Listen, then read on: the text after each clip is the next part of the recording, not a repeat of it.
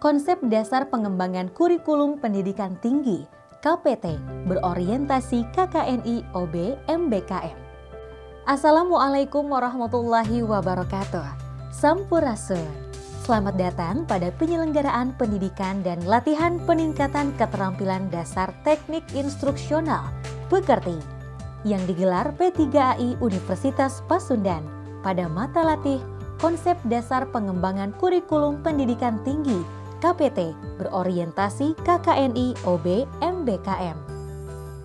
Pada materi ini, peserta diklat diharapkan mampu memahami landasan, konsep dasar, dan operasional pengembangan kurikulum pendidikan tinggi yang mampu menggamitkan implementasi BKP MBKM sesuai dengan SN Dikti dengan paradigma KKNI OB.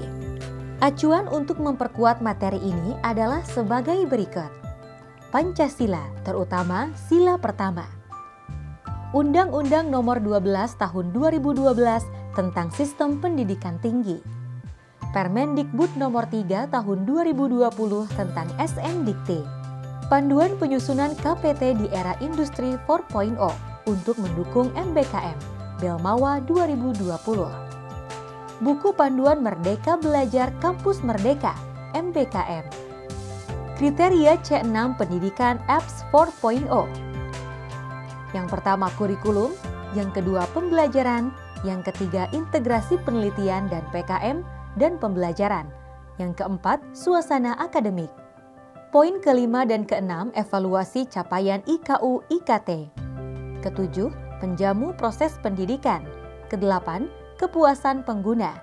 9. Evaluasi ketercapaian dan tindak lanjut. Visi, misi, sasaran, tujuan institusi.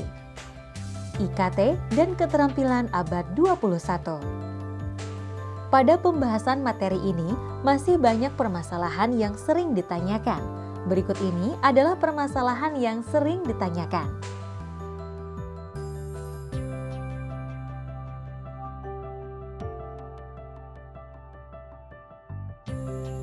Untuk mengatasi permasalahan yang ada, maka kita dapat melakukan group discussion, kurikulum perguruan tinggi, Quo Vadis. Bagaimana menyikapi SDM unggul dari perguruan tinggi? Dan perlunya melakukan rekonstruksi kurikulum prodi. Ada 7 tren besar yang akan mempengaruhi pasar kerja 2030, diantaranya sebagai berikut.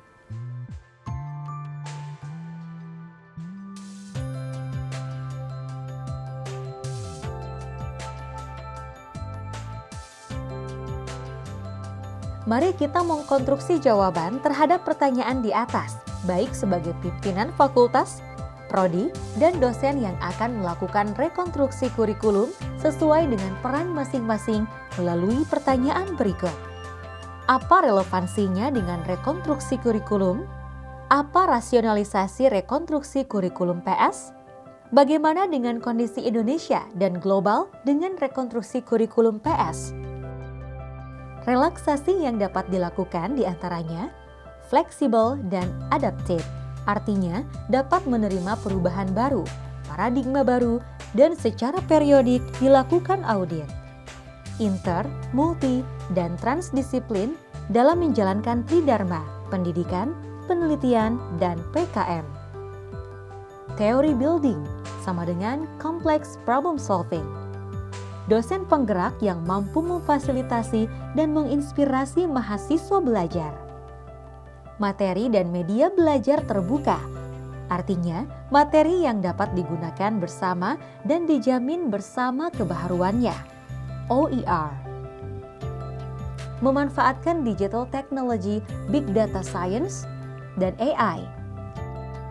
Adapun agenda utama rekonstruksi kurikulum perguruan tinggi ialah sebagai berikut.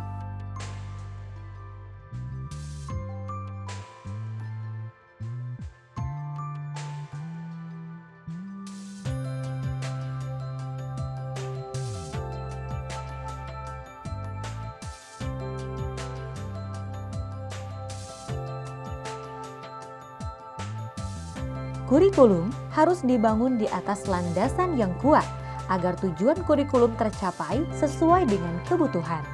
Landasan filosofis, memberikan landasan kurikulum secara filosofis bagaimana pengetahuan dikaji dan dipelajari agar mahasiswa memiliki hakikat hidup dan memiliki kemampuan yang mampu meningkatkan kualitas hidupnya, baik secara individu maupun di masyarakat.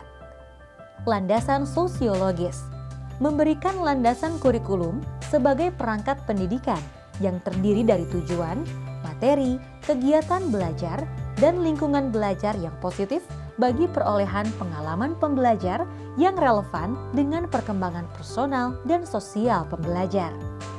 Kurikulum yang tidak lepas dari konstruk sosialnya. Landasan psikologis memberikan landasan kurikulum sehingga kurikulum mampu mendorong secara terus-menerus keingintahuan mahasiswa dan dapat memotivasi belajar sepanjang hayat.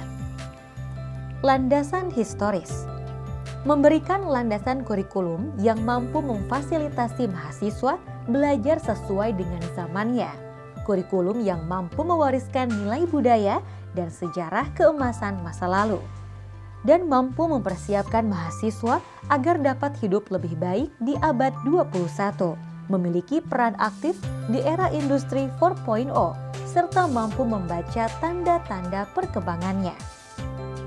Landasan hukum memberikan landasan legal formal yang kuat terhadap pengembangan dan pelaksanaan kurikulum. Adapun landasan hukum pengembangan kurikulum adalah sebagai berikut.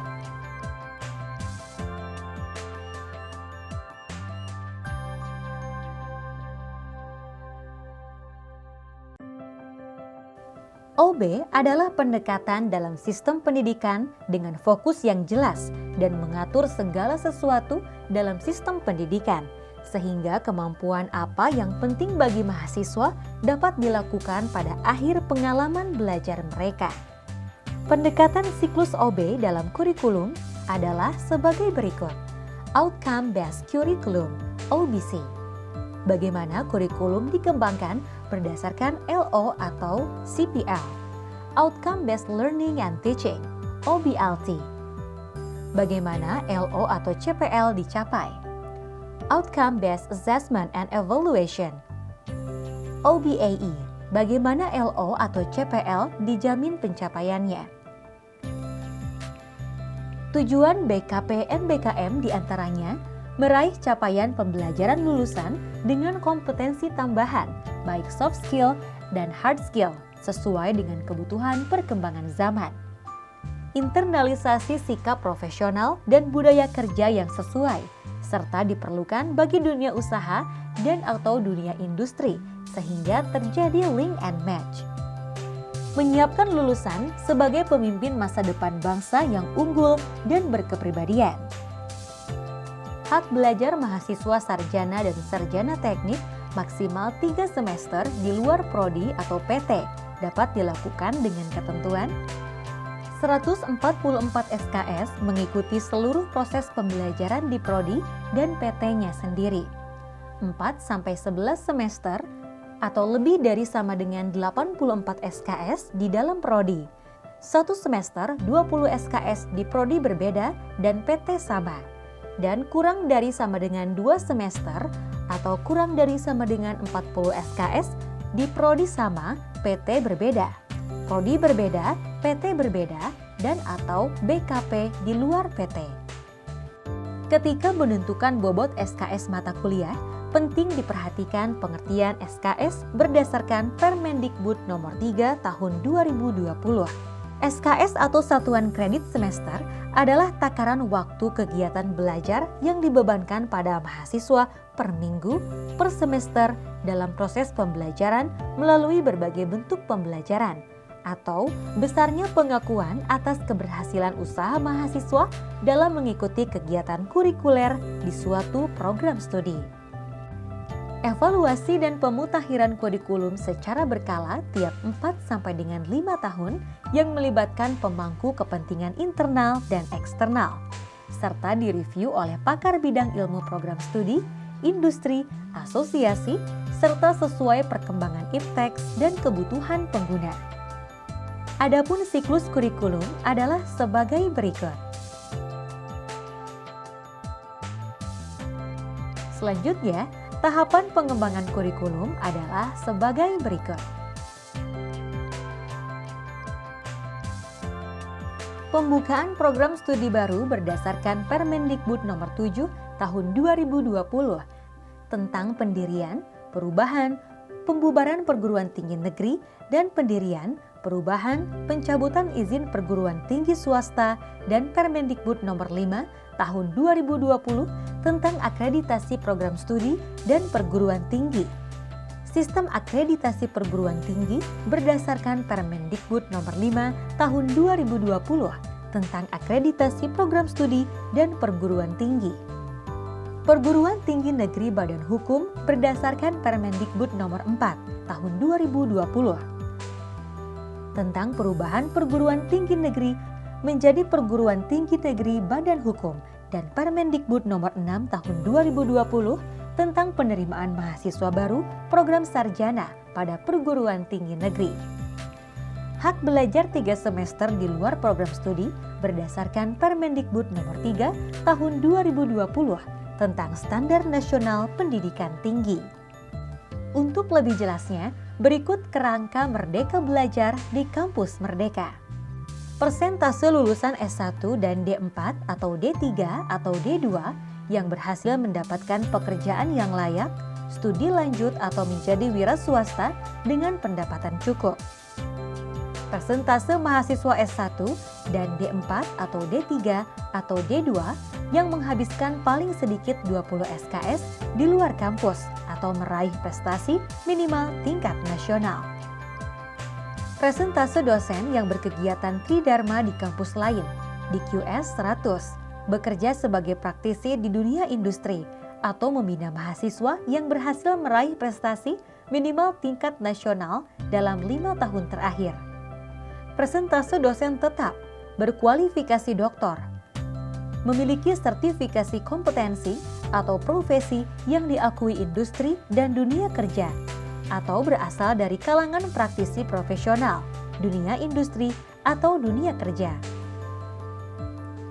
Jumlah keluaran penelitian dan pengabdian kepada masyarakat yang berhasil mendapatkan rekognisi internasional atau diterapkan oleh masyarakat per jumlah dosen. Persentase program studi S1 dan D4 atau D3 atau D2 yang melaksanakan kerjasama dengan mitra.